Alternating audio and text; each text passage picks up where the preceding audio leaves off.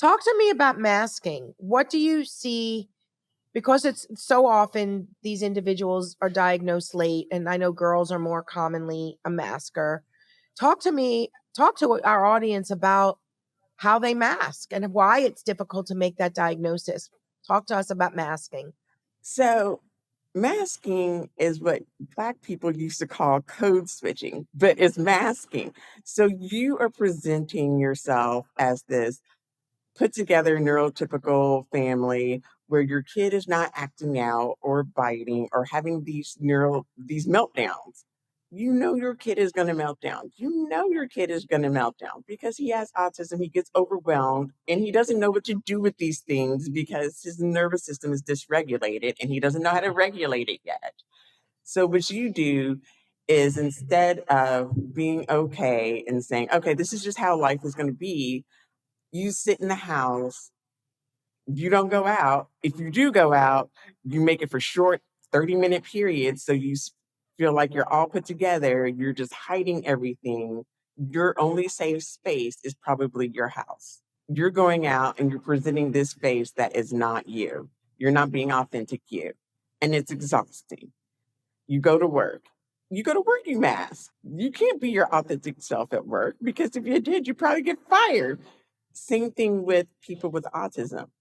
If I went to work every day and told everybody what I thought, I would not have a job Right? because you cannot really be your authentic self in this world.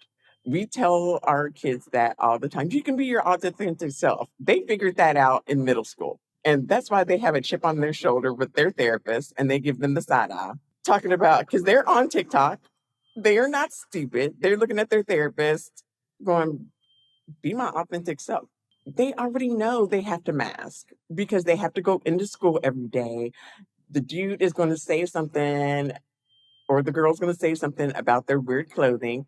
They're already masking, or their therapist has already taught them how to mask. What people aren't telling them is how to unmask, where it's safe to unmask. You should have a safe space where you can feel like you can just be you. And that should be in your home, around your friends. And that's why they go on to the online spaces, because they can be themselves. And if parents really paid attention, you will hear your kid be themselves. When their door is closed, tiptoe outside their door. You will hear your kid sound like a typical kid, laughing, joking. Those things you don't normally hear, they feel comfortable because they found their people in the online space. They're unmasking. It is exhausting. They need a safe space and learn how to know where the safe spaces are. Or if they're masking 24/7, they're going to burn out and they're going to be agitated. They're going to be irritated. They're going to be angry. And if you see that in your kid, they're masking around you, they're masking at school, they're masking at work. You need to provide a safe space where they can feel like them and not feel judged. No. And parents need to feel like they can be them. And you need to sit down with your young adult kid and be like, listen, I'm a person just like you. I'm going to make mistakes. I can own up to my mistakes, and they're going to tell you about them. I think the hardest thing, and this is tough to talk about, but I work with many families where the parents aren't ready to hear this. They hear the word autism and they just feel like their child's never going to become a functioning individual and my kid doesn't have autism.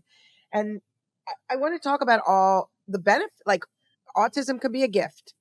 And I Mhm. think it's important because parents, I've worked with families where we see it. It's so clear to us. They don't want to accept it. They don't even want the testing done. And if you get an opportunity to do the testing and they are on the spectrum, parents get angry. They'll get angry at us. And it's like, whoa, we didn't make these test results up, is what you want to say. But it's hard because they have to be willing to be open and understand that this diagnosis, if it's there, is a diagnosis, but it's not a sentence. It's about understanding them, being able to give them the proper supports, to get the proper supports and services And so that they can help understand, it also helps them understand themselves. And that can be a relief. And so many have so many wonderful, wonderful gifts that they can share with the world. And talk to me about that. Talk to our listeners about this. So you're going to come in contact with that. And I've come in, that's why I don't do Pete's, because those parents, it's not the kids. Kids already know they have it. And I used to work with a lot of kids with autism, and they would, you, I don't know what it is, but kids know people who already know who have autism. I used to have kids look at me and be like, I have autism. What's wrong with my parent? And I'm just looking at them like, I can't fix your parent. But they already know. So if you're Or would listening you out say, there and April, you, would you say that they know they feel different? mhm, Because I would they say, already know. yeah, they already know, but they may not know the term, right? They don't know the term, but they already know they're not like their other Yeah, friends. agree, 100%. So parents that don't want that, I think it's because it's been painted in such a Yep, negative light. yep, They haven't met autistic people working everyday jobs. They've only seen what they like. I tell people all the time, I'm an autistic occupational therapist, and people are like, I would never tell you were autistic. And I'm like, what do you expect me to do? You expect me to throw myself on the floor? What are you expecting?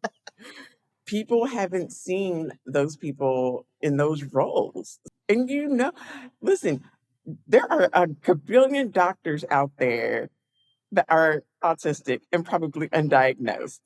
Do you know those doctors? They're like, people are angry at their doctor. They just have no bedside manner. Well, how do you know? How do you know they're not autistic? right. So they just have to be shown what they can do and the strength. Do you know, like, I think a lot of the times we are not shown the strength, what they can do and what they can achieve. We've only been shown the level threes and the level twos that are servants and Yeah, parents that are these parents that are taking care of these kids until, and I'm like, why don't you show the level ones that are working every day, that are holding jobs, that are going to college, that are supporting their own families? They don't see that. And so parents have this one skewed side. So they're so scared to get that diagnosis because they're like, well, what happens after? They're already at the after. They're like, and to be honest, they should be scared because really after 18, there's not a lot of supports for them. But if we could get more parents just to be on board of getting in people's faces saying, my kid is going to turn 18 and I need this for when they transition, and being okay, it wouldn't be so scary.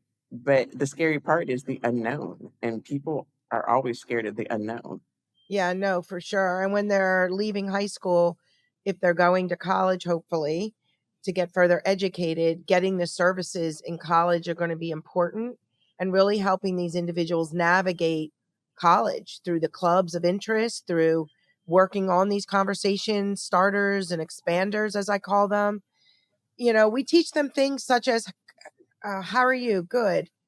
How are you? I just finished high school. So we teach them how to keep a conversation like going. And if they're going to go visit their aunt this weekend, what could you ask your aunt? Is there something specific? Oh, my aunt's a piano player. She plays in recitals. Okay, we'll say, how are you doing? Good. How are you? Do you have any recitals coming up? I mean, it has to get that granular sometimes. And what people fail to understand is that in order for them to expand, they need the experiences. Yep. You have to take them out. And you can't They just sit won't on a know. computer. Right. Take them out. Say, hey, I know you've been on your game with your friends. Let's go do this. Give them a choice. Say, let's do one new thing today. Yeah, no, for sure. Are there any last minute things you want to tell our listeners? Like, first of all, tell us your podcast name again, even though it'll be in the show notes. And anything you want to say, like you wish you could say. So, my podcast is Adulting with Autism, and it's for you guys 18 and over. that are trying to navigate adulting, because you don't have to have it figured out. None of us do. And what I want to say is to all you guys out there that are parents, you're doing a great job. You didn't fail your kid, Right. and your kid can still stay home. My kid stayed home until he was 23.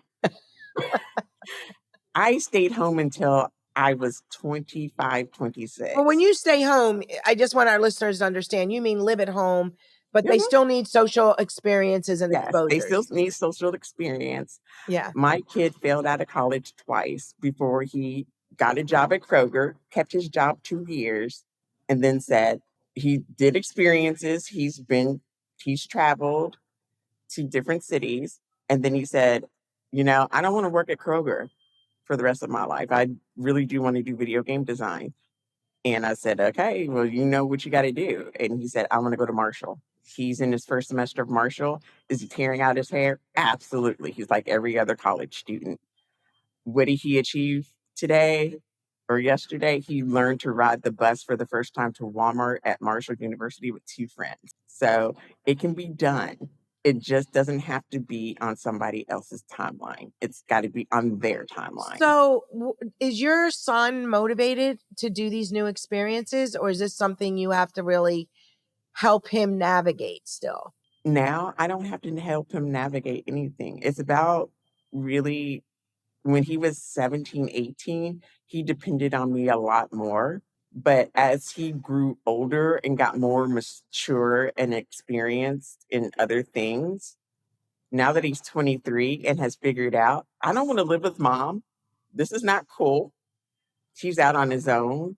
And I told him, I was like, listen, you have got to get out there and do you, dude, because I can't take care of you forever. I'm going to be old and dead. So Oh what are you going to gosh. do? I was like, you got two choices. You have $1 million dreams and Taco Bell work ethic. You can't have both. So he decided he wanted to see the world. He wants to travel. He wants to do all these things. So he's going to accomplish what he wants to do. Good for him. Good for you, right? It can be done. It's a Yeah. it's a challenge, but it can be done.